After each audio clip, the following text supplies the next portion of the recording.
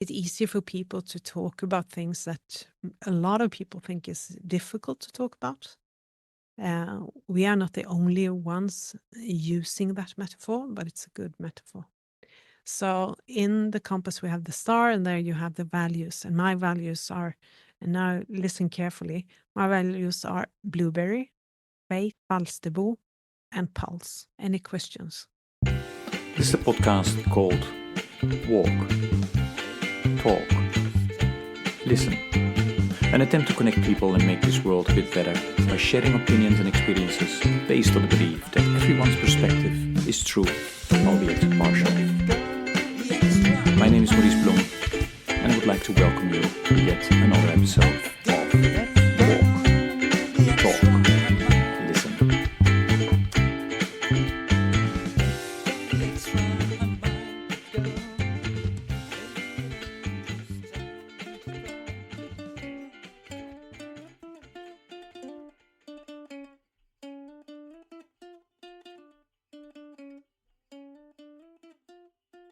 Okay, good day, everybody. This is another episode of the podcast Walk, Talk, Listen. And as always, I'm delighted with today's guest who will introduce herself. Jenny, please go ahead. Yes, thank you for the invitation. I have really looked forward to meet you here in the podcast, and we met each other at the Inner Development Goals Summit in Stockholm. I was introduced by my friend Michael to you. Yeah, Michael has always been a guest, although on a special episode during the CSW, I think. So yeah, but it was great meeting you. Although it seemed like ages ago now. Yes, it does. Nice, and especially with the holidays. Yeah, time flies. Well, I'm Jenny Bergh. I live just an hour outside Stockholm in Sweden. I'll probably come back to that. And I'm around my 50s, past my 50 years, 52. And I have two companies. One that is Craft here in Sweden, and another one in Norway, another company that I own, and together with my colleague Toril Nygren Grave, where we have written material for leadership and coach education on an international level. So we are certified or accredited by International Coaching Federation at level 1 and level 2 with those. So what should I tell you more? I have two kids. They are almost grown up now. The one is doing his last year in school and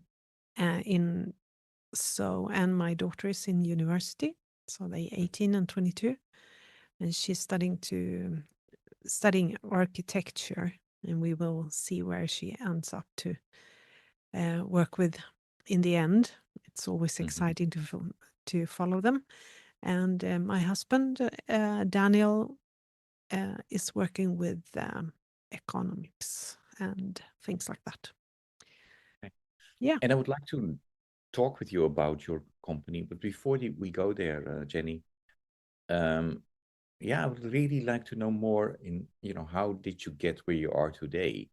And you mentioned to us you live now 1 hour from Stockholm. Did you also grow up there? So tell us a bit about that, your upbringing, and sure. what you did when you were young. Do you have any brothers and sisters? And when I looked at your bio, two things are interesting.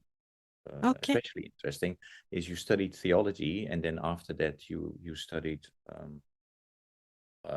things around leadership, which seems to be much more into what you're doing now. So how did you get there? I'll try to answer all the questions. And I'm actually from the north of Sweden. I'm brought up at a farm.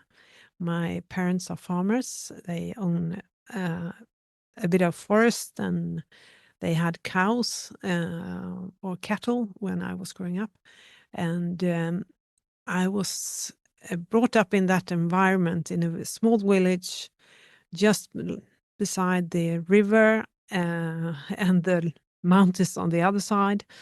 Beautiful country, piece of this country, and close to the sea.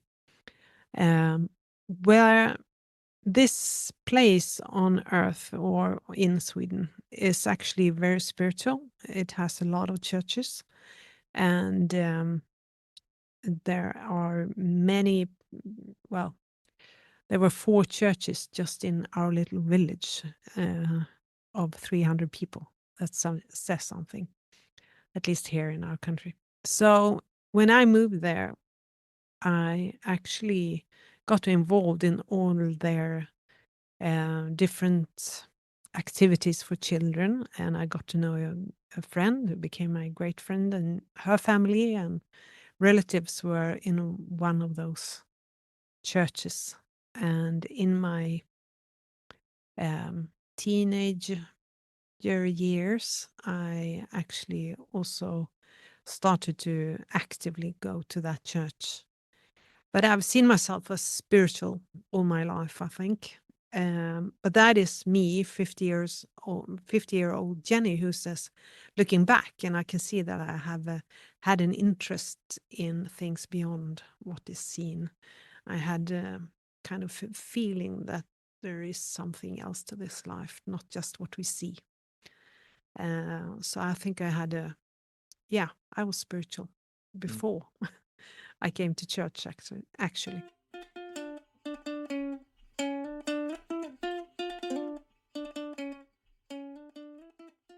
But I got really involved and also started to work finally then in church, and done some Bible studies in all different kind of ways. I've lived in South Africa, in Johannesburg, for some time. I've been working in church as a pastor, and I also studied theology. So yes, that's my background, and I moved around quite a bit in our country as well, not just to South Africa, but also in our country to the really, really north, Arvidsjaur, but I have also been living in the south and at the west coast. So I moved around a bit. And now let's see, how did that come by? I think for me it was like finding a home, and the church actually helped me in many ways to be a more grounded person and find a channel for my spirituality that suited me at the age of 15 or something like that. And I got really involved in the church activities. And Yeah. how did your parents react to that? The fact that were they expecting you to take over, in the farming, and then you went another direction? How did that go? Yes. No, I don't think they expected that. And I think also they were grateful because I suppose they as all parents, when you see your kids have a good time and are in balance and life is good to them, whatever they do, if it's not dangerous or it's contradictory to law or something, you will be happy that they, with the path they choose. At least my parents were. And they sometimes had some questions maybe, but not that much. They actually just were happy that I was happy. And but then later in life, like after 30 years, and I was one of the leaders in different boards and things nationally in Sweden, and were speaking in conferences and leading youth in different churches and so on. So I have quite some experience from leadership in church. But later then I came into a crisis situation where I had to figure things out, and both kind of rethought the thoughts about my faith and deepened it probably, and also questioned it. Very healthy, I believe. And that's where I am today. So I'm not an So, active. for the listeners, so did you totally break with your, your work, quote unquote, in the church, and you chose to do something else? Mm, I Or was did it go actually gradually? How uh, did it go? there. I think it's difficult to answer because there were so many parallel processes Mm-hmm. when this happened. So I was researching and had I was researching about gender equality for the church actually, and for UN as well, and some yeah, they got some project money to do this research, and I was appointed to do that. So I did the research, and I've written 2 books about gender equality in church, in Swedish and in English. The English one, they are both in PDF and are actually given out now for free. And the English version is translated to Arabic and Spanish as well, for anyone to download. But that was happening at the same time. I was really active in those questions about gender equality, and did a lot of research and studies, and writing these books and having workshops and seminars, etc. That was quite tough as well, because there is some resilience against it when you're in those questions. Mm. Uh, but also, it was actually not that moved me from being a pastor. It was more personal. Um, well, some people that was really doing some things towards me as a person that Mm. helped me to make another decision. And actually, I've always thought that entrepreneurship, building a company has been exciting. Mhm. So I think that actually what was happening in my life and in my working environment helped me actually to take a quicker decision, Mm. um, to move to start a company. And is that also around the time that because you had studied theology, and then you decided to do another, was it a master's or a certificate course in terms of leadership? I haven't done a master. I have done different courses. Mm-hmm. I have Okay. also studied theology in different kind of both Bible schools and Mm. in university. Or so I've done a lot of things. My education is quite broad, actually.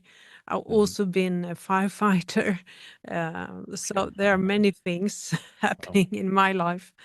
Uh, I'm kind of curious to what's happening in life and think, oh, why don't I try this? So maybe I should have been more like linear in my thinking and just go for one thing, but I haven't.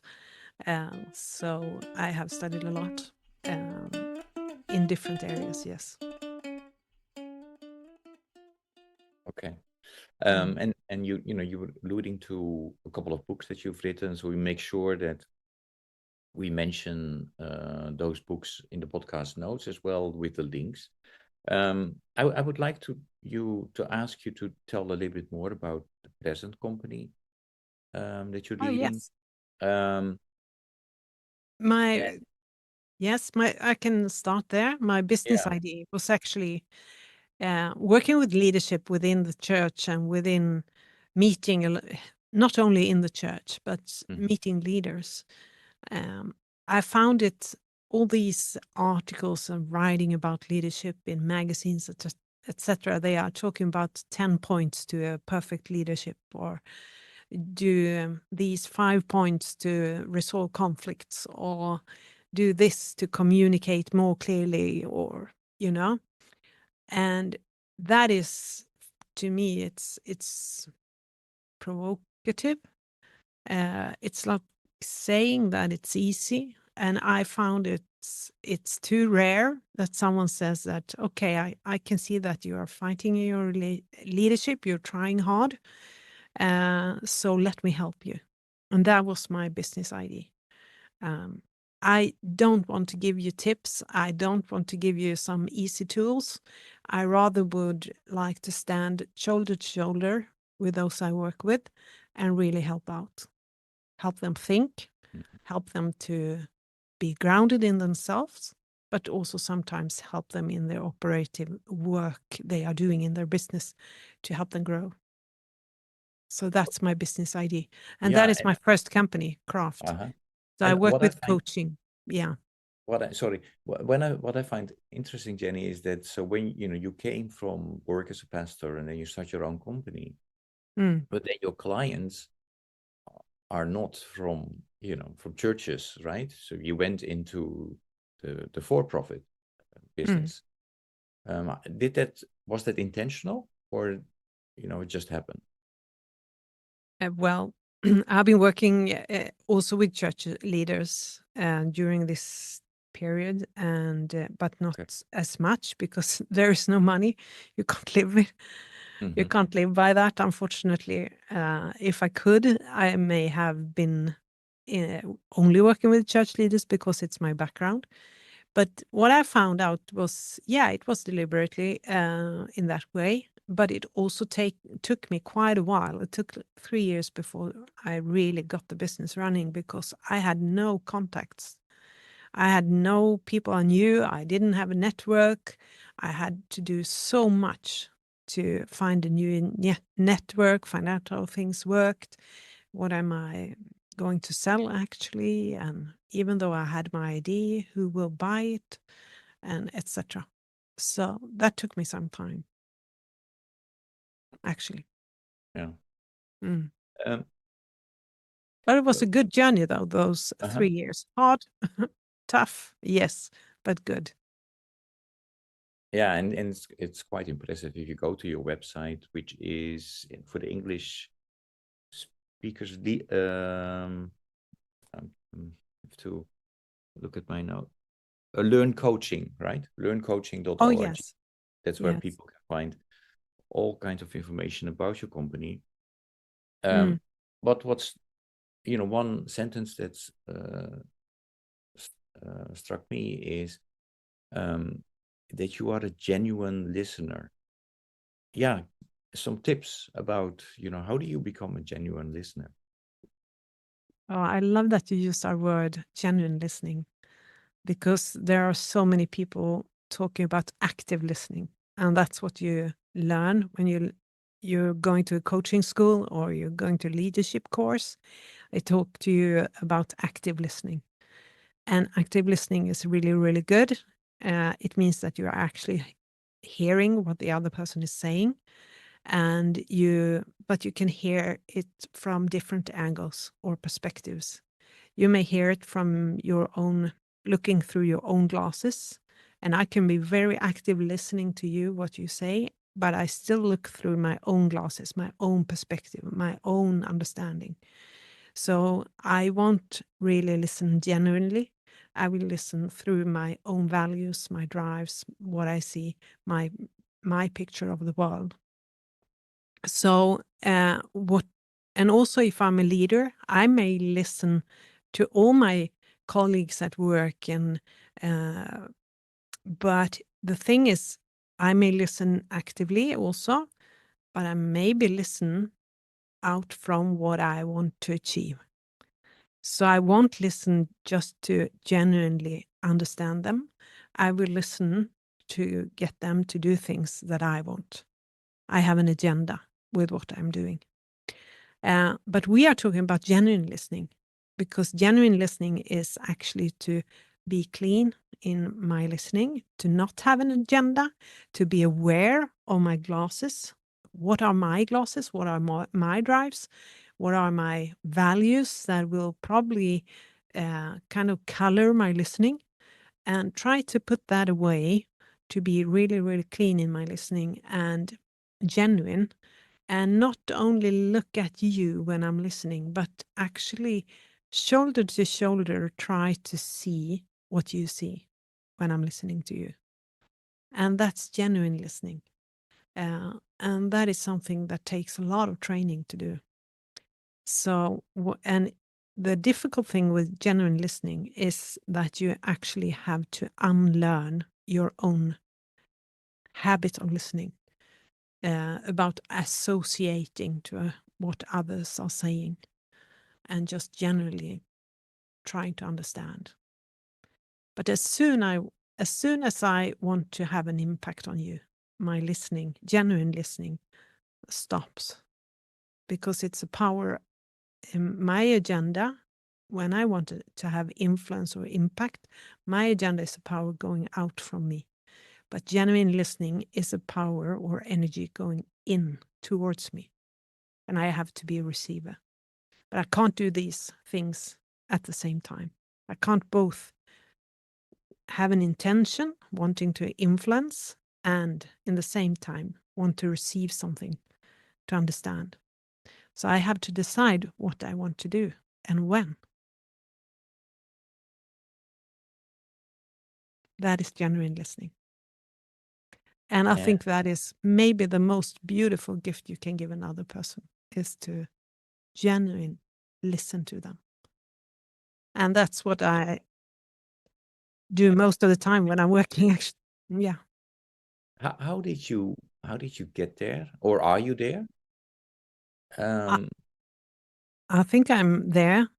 When I'm coaching, I'm definitely there. When I'm working with a group, I'm prepared. Today, actually, I prepared for the management group I'm going to meet in January.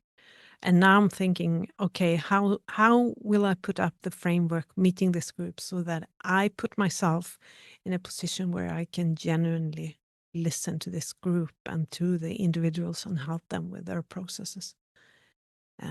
But I do not want to have impact on them in regarding what decision they are going to do as well. But if you meet me at dinner with my family, I'm not always genuine listening. Or right now, I'm not always genuine listening. It takes some effort, does. And it would be quite boring if I were genuinely listening all the time. You wouldn't get any response from me. You wouldn't hear anything from me when it comes to like experience or what my thoughts are or things like that. I will just genuinely listen.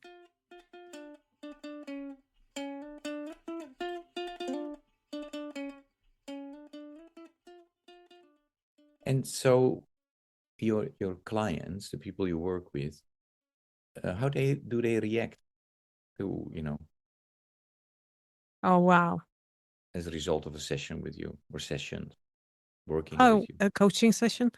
It depends on what kind of experience they have from before. A lot of my clients have experience from coaching before, and coaching is a broad concept, and no one owns it, really. So, but the coaching I do is ICF certified coaching. I'm a professional certified coach, so I'm thinking of coaching as ICF is defining it. It's a thought-provoking creative process to maximize their potential personally and professionally. So that's what I'm thinking. And I'm actually there to help them think. I'm not there to help them with tips, tools, methods. I could, because I've read a lot about leadership. I have so many tools. I have so many methods. I have a lot of theories. I know I read loads of books. They have as well. But my work as a coach together with them is about helping them to help themselves and to actually unlock their potential in their thinking and to see other perspectives, to think in new ways and get better ideas about how to go forward and insight. So Jenny, if there are leaders out there, and, they're going back and forth in terms of, will I follow, will I sign up for a course with Jenny? Will I, hire her to help me what will you tell them then to really convince them? Do you have a Wow. change there of somebody that you work with? Absolutely. What would I tell them? I would actually first I would ask a few questions. What would you like to? What would the benefit? What would you like the benefit be if we were working together? What is it that you know that you need? That's my first question. What is it that you know that you need? And depending on the answer from that person, that will actually answer what I answer back. For some leaders, they tell me that, oh, I would like to be more grounded. Would like to find my leadership. Oh, you could do that in two ways. You could work with me as a coach, and we try to find your leadership. That will be really exciting, and we will work with your inner compass and to discover that. But maybe this leader is also telling me a story about what they think is difficult in the leadership, and maybe they are telling me that they have this all great intentions, but they don't really see the effect in their teams or in their organization, and so on. And then I would maybe advise them to both coaching, but also doing one of our courses to learn some communication skills, to be more resilient, to find their inner compass, and to also be more effective with their communication and leadership. So it depends. And in between, we could do a lot of things, of course. But I never kind of have, okay, this is what you have to do before I ask. I always want to ask first. What is it that you know about what you need? How does your reality look like? What are your problems? What made you think that I could help you? What are your expectations to me? And I need to answer some of those questions that they bring to me as well. And maybe we have a match. Yeah. So it's always exciting.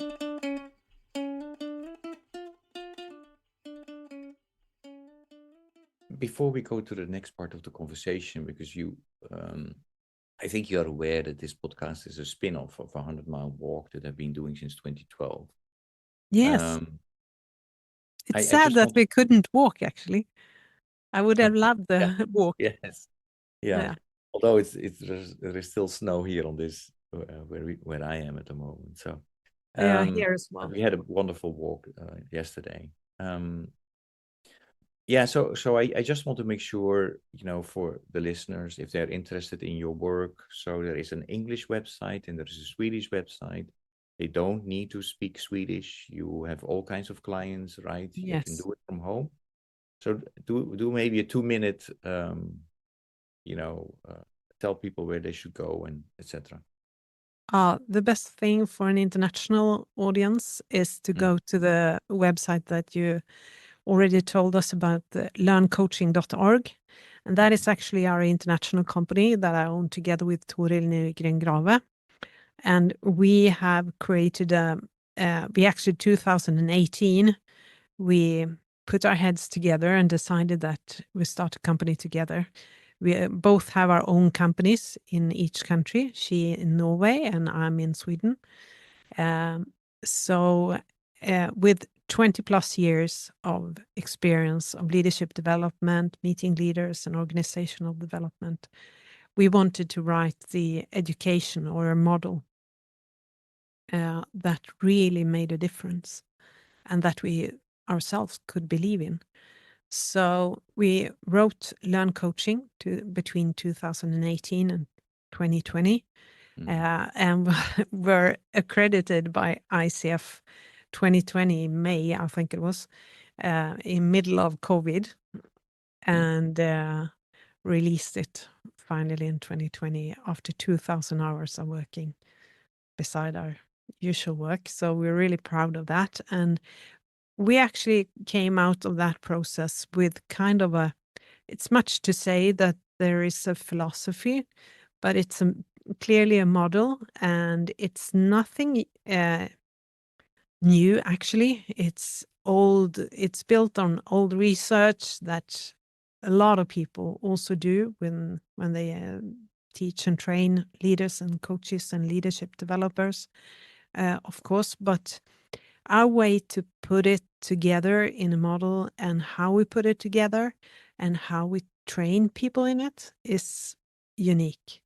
So with the research that has followed us, has shown that we are actually building resilience in people.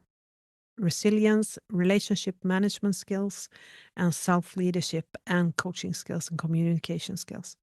So it's actually a transformative process we are taking people through, and we are really, really proud of it. And the center of the model is the inner compass. So often when I present myself, I didn't do this this time, but often I do present myself through the inner compass. What drives me is my north. I just give you a short example.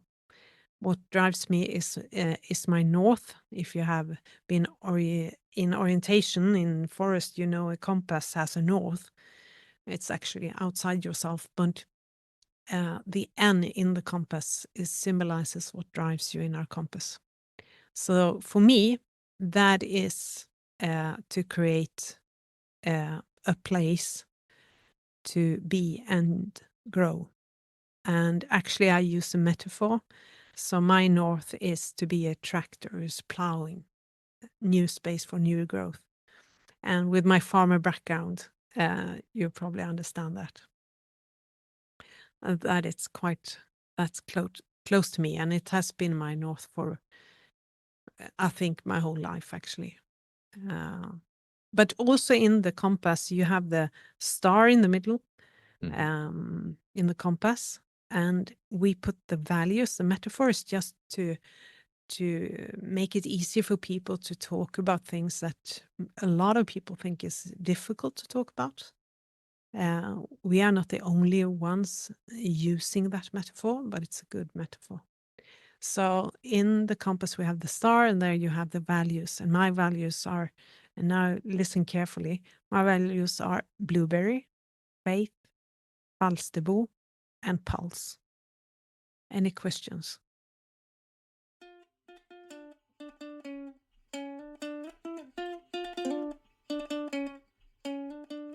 Probably.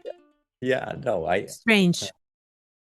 I think the most people are looking like question marks when I say that. yeah. But again, I'm metaphorical in my language. So blueberry is a very healthy berry. It has some effects if you eat them. And in that metaphor, I collected a group of values in my life that has to do with effect, results, health, and to make the most effective together with my customers or when I'm training, etc. So that is a great part of me. Faith, some think it's a religious faith. That is my value. It's not, actually. It's faith in myself. It's faith in believing in people. It's faith in being kind of positive about what we could actually be able to do together. I'm kind of a believer, whatever it is, very positive in my attitude. And those values I have gathered in a metaphor that I call faith. And Falsterbo is a place in Sweden, just to give another example. And I collected all the values that has to do with the relationship. So the relationship to myself, relationship to my body, relationship to the earth, or the earth we're living in, the environment, and relationship to friends, my family, and people around me. So Falsterbo is a place where I used to have vacation together with my family, and most of those values I lived in line with on that vacation. So it helps me to remember those values. And when I do this, I connect my values in a group, those who are close to each other, put a metaphor or a title to it, and also connect it to a feeling I have when I live aligned with it. Or don't do that. I also have feelings then. It actually become a great tool in my life. So that's the inner compass. And then in the outer realm of the compass, there is a ring in every compass.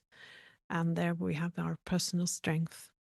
So, and a lot of my strength, personal strength, we use Strength Finder a lot when we help people with this. They are actually often correlating to our values, and maybe we can't know when what came first, the value or the strength. Well, if you think something is important, to be healthy, for example, you tend to live healthy, and it becomes a strength in your life. If you think results are important, you tend to do it more often, seeking results in everything you do, and it becomes a strength. And people will also see it, and they will applaud it maybe, and give you some feedback that is positive, and you will start to do that even more. So then it becomes a personal strength. But it could also be the opposite, who knows? So that's the inner compass. And that is Learn Coaching. That is actually the core of Learn Coaching. So we have found a few ways to really be effective in how to help people find their inner compass, how to verbally pronounce it, put it into paper, and know it by heart and know the feelings connected to it, and also be able to communicate it to people around them. And that helps them in their leadership, in the self-leadership, as well as in connection to other people around them. So that is really, really, really meaningful work to do. And we do it in our coaching, but we also do it in our different courses. So if I were to speak to an international audience or a Scandinavian audience, I would say that those 50 hours of training that we have, our most popular training, I recommend anyone who wants to be more grounded in their lives and find more resilience and flexibility. That is also asked by, resilience is a trendy kind of word at the moment because of the changes and the challenges we are facing in this world now. So we need more resilience, and we are actually creating that. So we're really happy about that. And our own companies are doing the same thing. So whenever I work with a project, if it's change leadership or if it's in coaching, I still work with this as a method. I always work with values. I'm working with the things of listening, powerful questions, etc. That is actually our attitude in everything we do.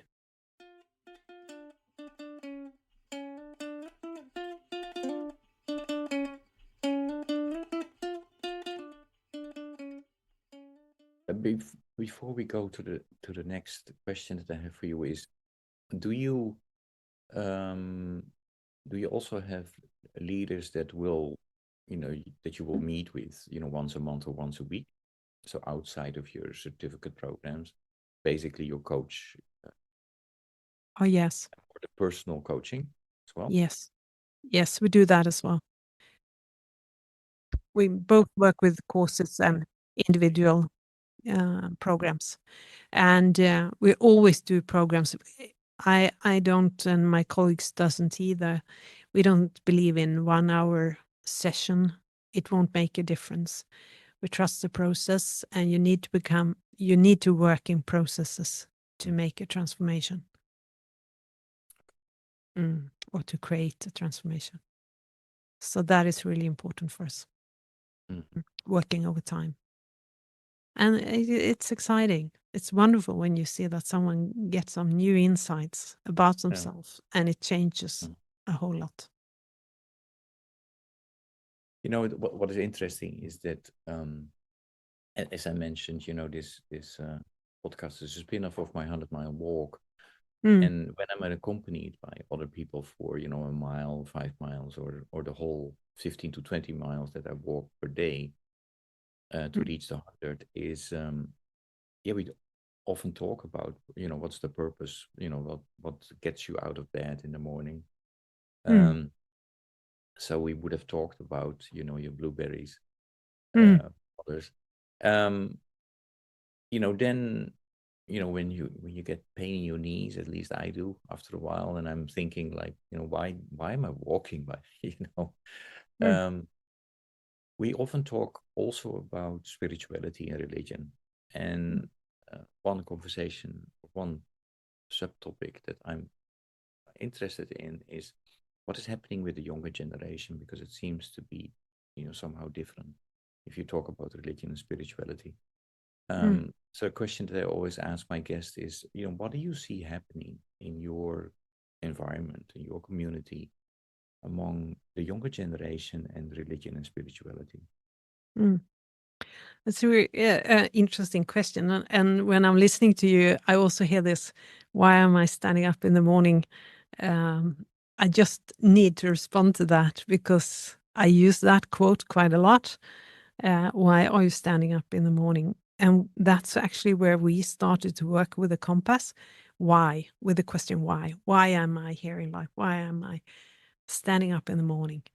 And I think that it's really important to make that question a bit more complex, because I find myself, I'm not standing up in the morning to create space to be and grow always. Sometimes I do that because I have a fear to not succeed.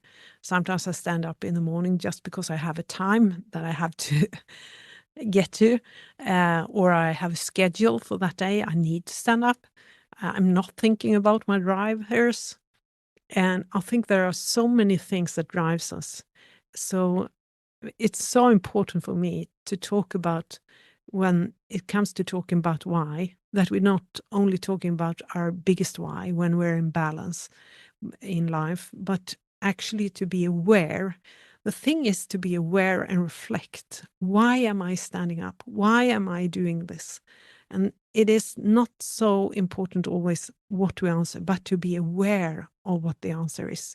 And is that what I want to be driven by? That is important, because some people, they totally forget their why in life because they fall in love, for example, and they move across the whole world for love. So there are so many things in our lives that moves us, except from that is not our kind of why. There are many things in my life that move me to do things that is not about creating space to grow and be, which is my why. But when I'm in balance, that is what I tend to do always. But back to I just had to kind of comment because I think it's so important. Yes. No, thanks. So both listening and wanting to say something here, as you see. So spirituality, I think that is a really interesting question as well. When I studied theology and leadership and value-based leadership, I actually wrote an article about, or did a small thesis about secularity. And I think when I answer this question, it's important to understand that I'm living in Sweden. I'm a Swede myself. And Sweden is the most secular country in the world. We are really out there.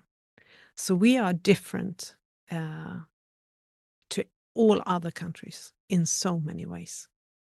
And I think that is what was seen during COVID as well. We were exceptional in how I don't say that we did it all well, but we did it differently than all other countries, it seemed like. And we got a lot of critics about that. And I think you need to understand what kind of culture I'm living in when I'm answering.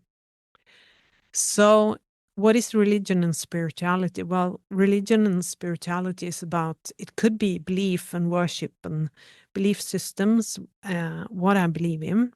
It could be a god or it could be something else, of course. And it can also be a system of faith, a particular system of faith and worship, or different various practices or rituals. I could go to church, or I could go to a mosque, or I could, well, it could be just moral codes, or maybe I'm, whatever I believe in, you know. So when it comes to spirituality, it shows itself in so many ways. And I understand your question as being, okay, what's happening maybe with young people and the spirituality and church? I'm not sure. And I think church in Sweden is not the central part of our society anymore. We're secular, and to be secular means that the church is not the central of everything happening here anymore. It was, but it's not anymore. We are individualistic, and we think that our culture says that you could have any belief system. You are allowed to have any belief system, and it's not like you are missing out in our society because you have a different belief system than anyone else. So what happens with the young people? Well, I think, and that is probably my own opinion, or it is my own opinion, and analyze about the situation. I believe young people, it's tougher because you're not served. You're not given a belief system today in the same manner as you were 50 years ago in Sweden, but you have to find your own way, and that is really hard. Yeah, it's not like it's handed to you. When the church and the belief system is not the central part of a society anymore, you have to take your own responsibility for your spirituality as well. And it's not really like you're not given through school a lot of help.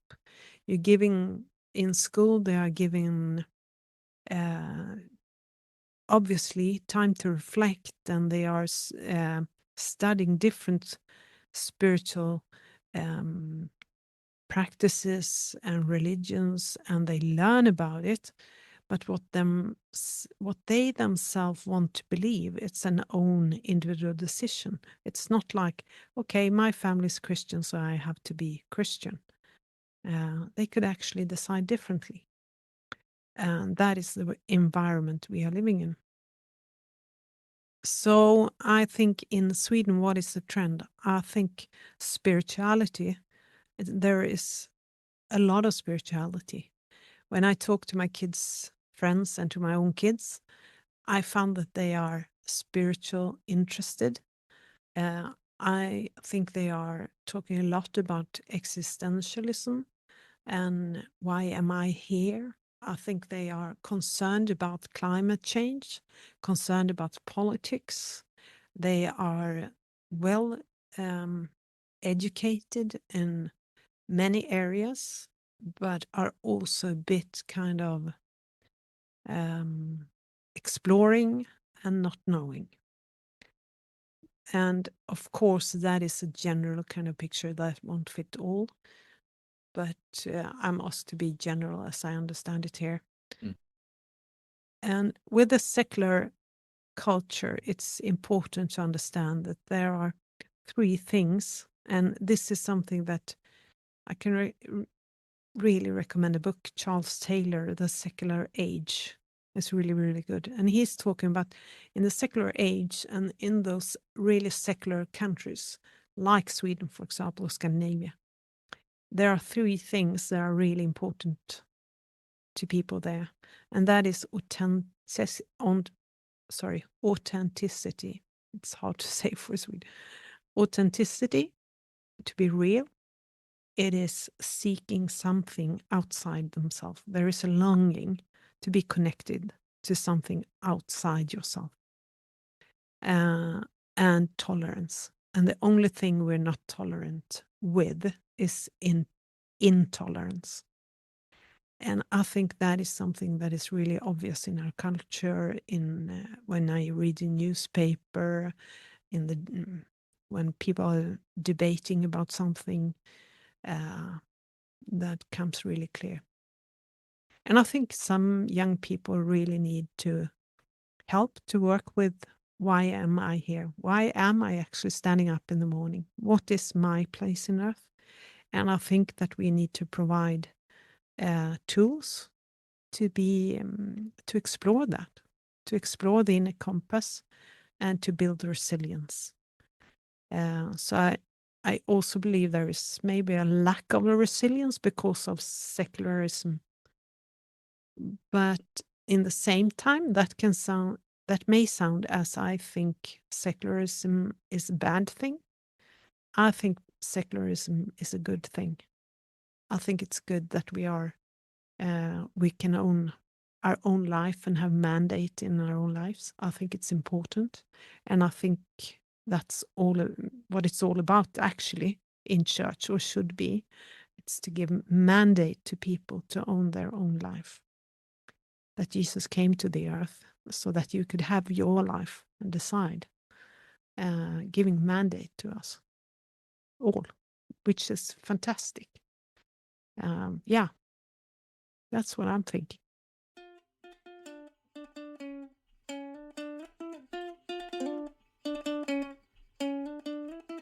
Okay. No, and thank you for sharing that. I will not go there, and I know there's a danger when I'm going to make the comment.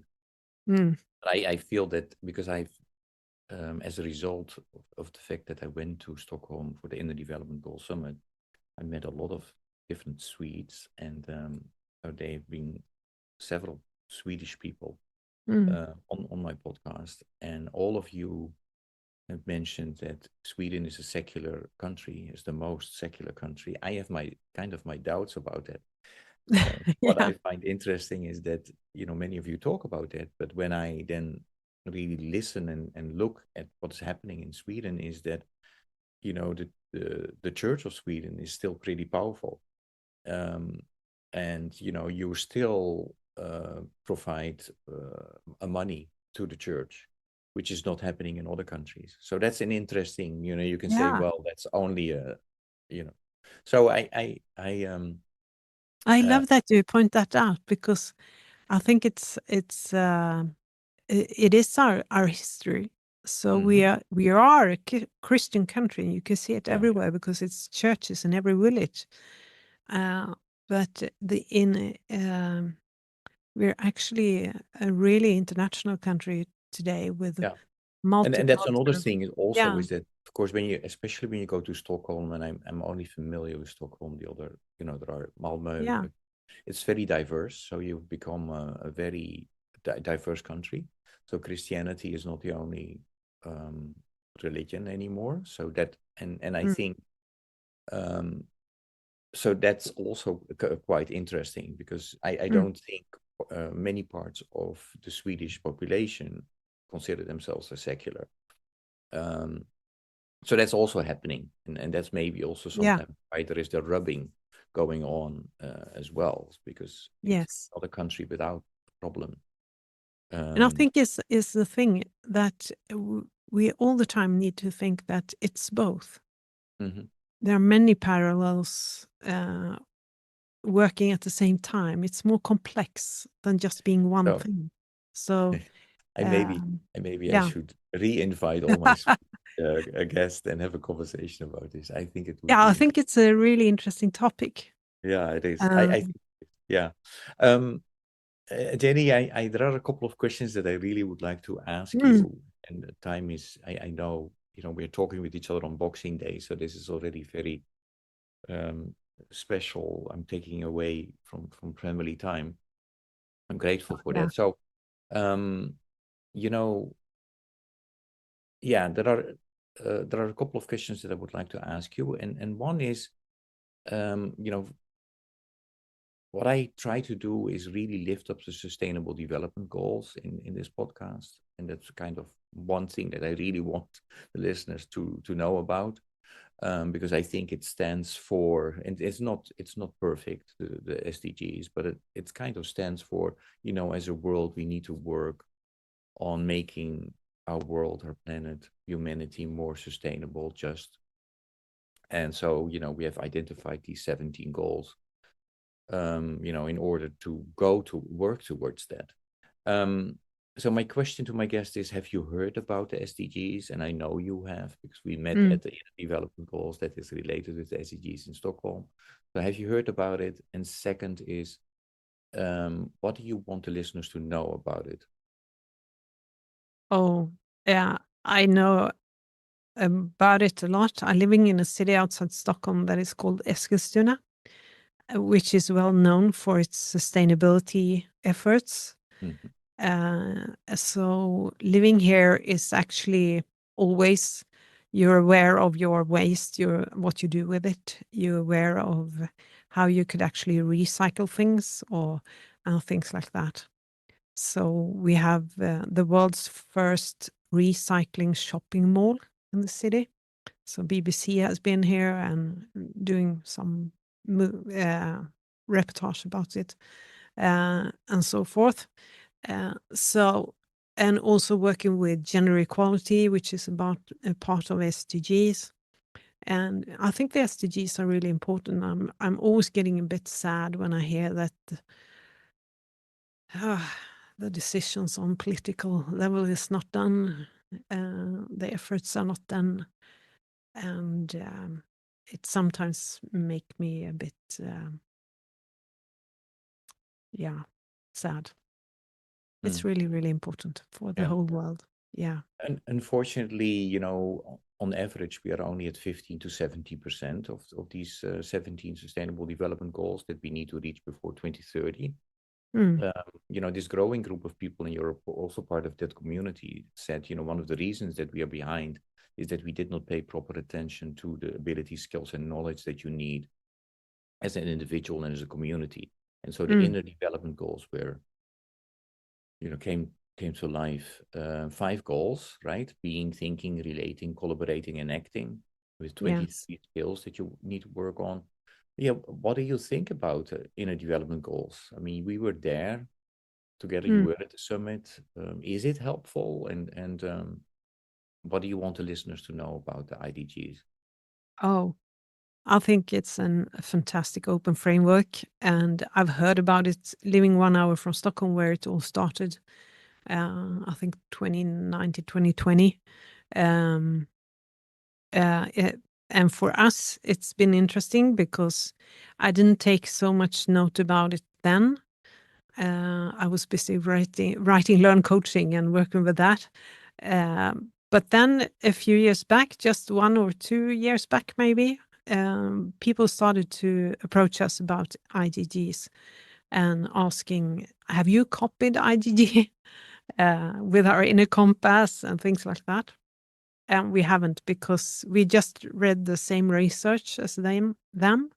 And we were to the summit now because we were interested in finding out more. How is the link look like between what we came up with between 2018 and 2020 in Learn Coaching and what they are actually presenting in their framework.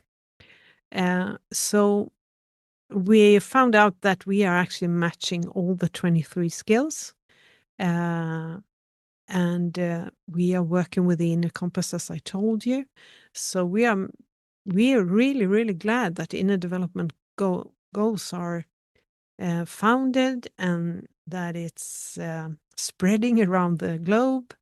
And I love it because it gives us all who have worked with these questions for a long time, it gives us a common language, and it unites us in a common language, which will help us to both collaborate more and to actually make a difference in this world. And as it's been said on the summit as well, that maybe it's not a climate crisis, it's actually a behavior development crisis. We need to change. We need to be more resilient. we need to work with our being, thinking, collaborating, and relating and acting. Okay. Yeah, I love them. So for us, it has been like, wow, we are thinking the same. And wow, there are so many people that are thinking in the same way. And finally, we got a common language that is actually that the IGG has worked with and done a great work with. So we are really happy about that. Mm. Mm. Connecting is part of that, as well. What I hope is that that podcast helps to connect people.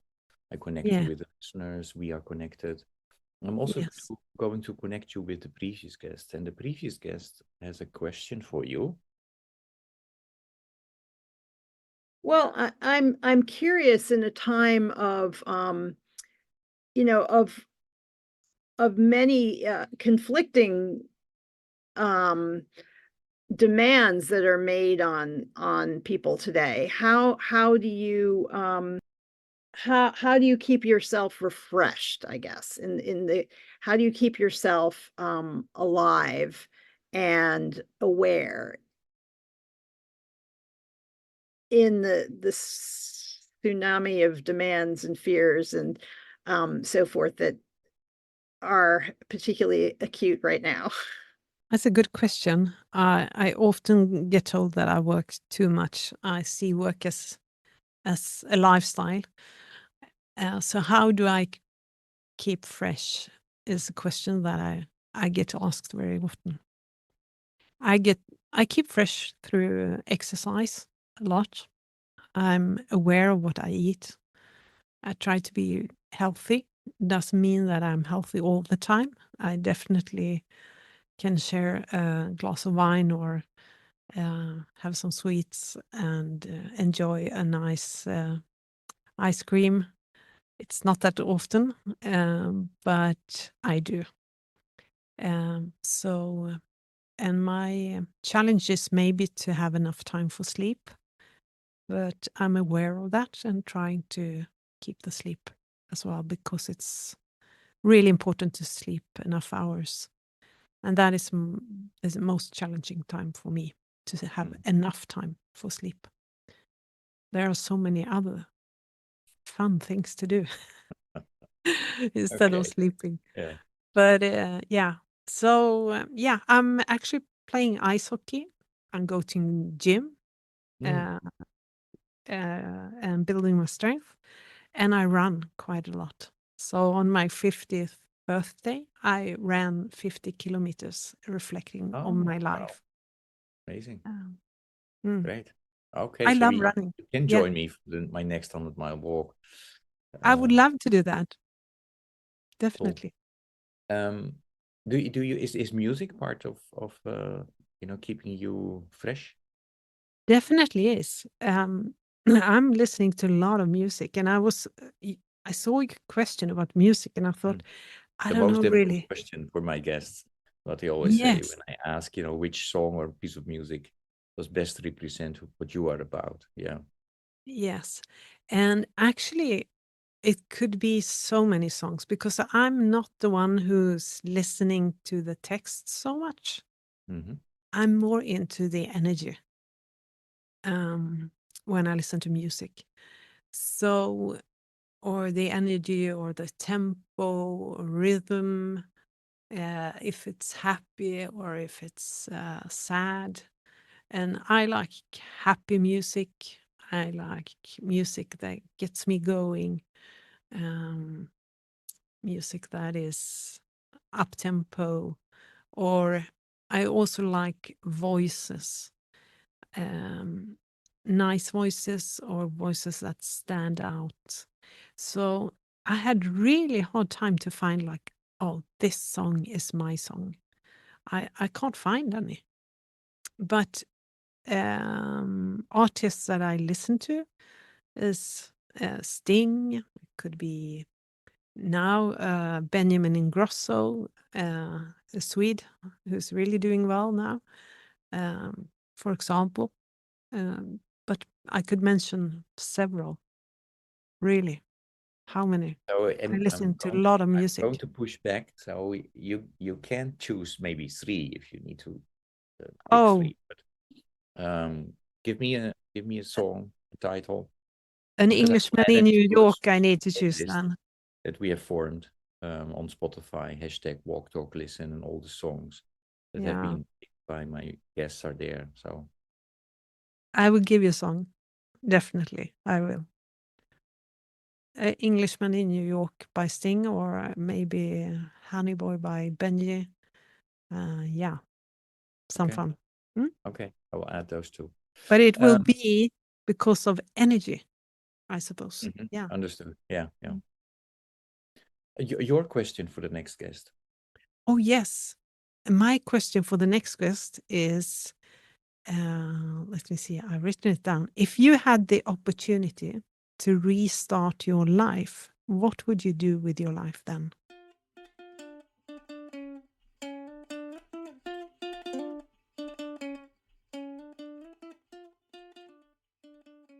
Any last message, invitation, or question for the listeners? Oh, yeah. As I suppose I have an international audience here, and thank you for inviting me, I would like to say. It's been really wonderful to talk to you. Well, it is actually, I think, just work with your inner compass. We all have an inner compass, but not all of us are aware of it in the way that we can use it. And that is really powerful. That is to be grounded. Okay. Mm. I'd like to thank you, Jenny, for your willingness to talk with me today and sharing your experiences, stories. Really appreciate it. And any question that I didn't ask today that I should have asked you? Oh, maybe that. What I believe about balance in life. That is an interesting question, actually, because I don't believe in balance in life. I think that balance is like a balance board. I hurt my ankle many years ago, so I've been standing on a balance board a lot in my life. And that's how I believe balance should work in your life. So I truly believe that I'm in unbalance when I'm in balance. I don't think it's a good thing to be in balance, actually. Because if you're standing on the board to train your ankle, to just stand still won't make any difference. It will take you to status quo and your ankle will not be stronger. You will not be stronger by having total balance in your life. I think there is something with the tension of putting yourself out there and be outside the box or trying something new. That is to move the balance. It's similar to moving the balance board, and it gives you the training to be more resilient and more grounded in life. So I think it's really, really healthy for everyone to be unbalanced. And sometimes we need some help to even put ourselves on the balance board, of course, but we shouldn't have help all the time. That will also make us stagnate. I think it's important to be in unbalance and to try to be in unbalance because it strengthens you. Balance is not the goal. That is what I'm trying to say. Yeah. Understood. Be grounded is the goal. Okay, and with that end, I would like to thank you and wish you all the best with everything you do. Thank you so much. Thank you for taking me in. Yeah. Have a nice day.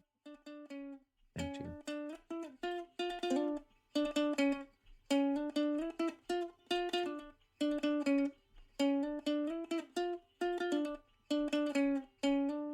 Let's go the extra 100 mile. Let's go. Maybe it ain't just time. Let's go.